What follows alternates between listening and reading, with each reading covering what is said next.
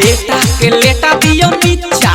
ओकरा हाथे धरा दियो चुसनी आई खरा घुसनी भौजी बेटा के लेटा दियो नीचा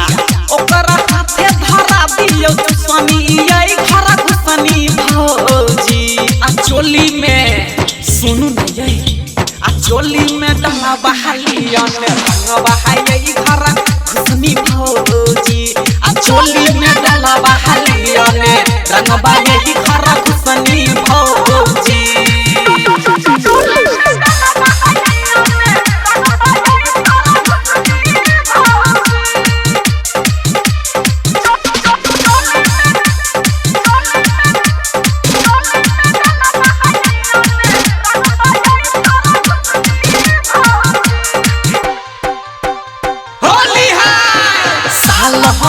पर आबै छै होली रंग बालिया अपन चोली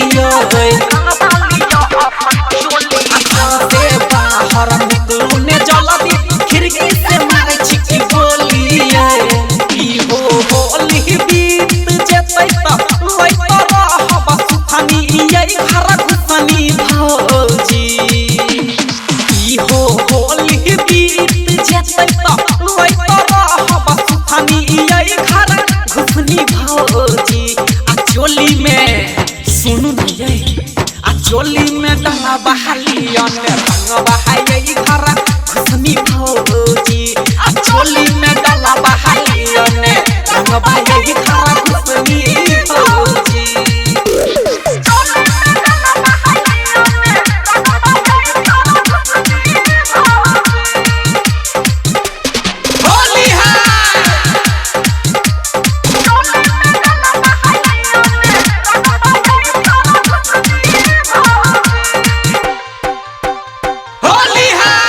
यहाँ के छटकी बहिनिया से हो छके आई लाये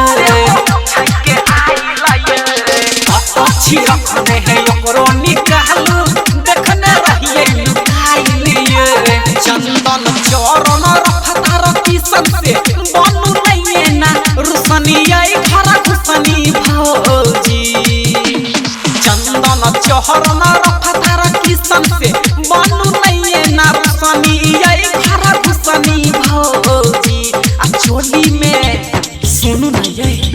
आ चोली में डंगा बहालिया ने रंग बहाई घर घुसनी